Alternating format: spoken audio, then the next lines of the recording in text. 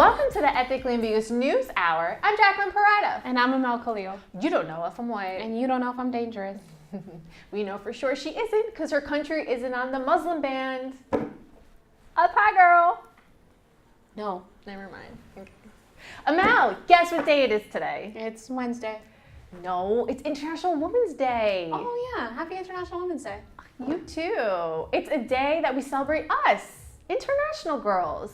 Like the girls in that Chris Brown song, International Girls. Please don't bring up Chris Brown on International Women's Day, Jacqueline. Oh my God, you're so right. My bad. Trump signed an updated travel ban blocking arrivals from 6 majority Muslim countries instead of the original 7. In short, the ban went from being full-blown Islamophobic to a little less Islamophobic. Following a spike in hate crimes, a Sikh man was shot outside of his Seattle home after being told to get out of the country. When asked to comment, Donald Trump wrote on Twitter that Arnold Schwarzenegger did not voluntarily leave The Apprentice but was fired because of his bad and pathetic ratings, and that it was a sad end to a great show. I don't get it. How can Trump not publicly comment on these hate crimes? Doesn't he care about all Americans? Girl, you really are a comedian. He cares about Americans. It's rich. In honor of Day Without a Woman, women are striking against economic injustices and sexual harassment by staying home from work, or as men like to call it, the good old days. House Republican Jason Chaffetz said in an interview with CNN on Tuesday that low-income Americans should really prioritize purchasing health care instead of a new iPhone. You're so right, Mr. Chaffetz. Instead of spending that $65,000 I have on a new iPhone, I should really put it aside for that life or death surgery. A Parisian performance artist has finally reintegrated with society after spending a week living in a boulder.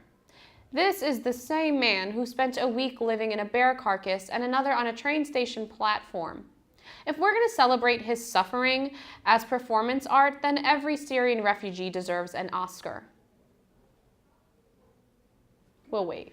Dr. Dops, a chiropractor from Kansas, is under fire after creating an adhesive that will glue a woman's labia together during her menstrual cycle. Dr. Dopp was inspired to create this after noticing women were 25% more distracted while on their period. What Dops doesn't realize is that these women weren't distracted, but they were actually trying to get away from the man that was trying to glue their labia together.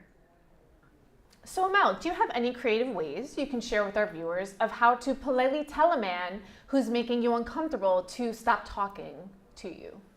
Oh, of course, Jacqueline. Okay. There's a few ways. I normally just tell them to stop speaking to me. When that doesn't work, I encourage you young ladies to walk up to the vehicle, knock on it very firmly, just, hey, you got something to say to me? We good?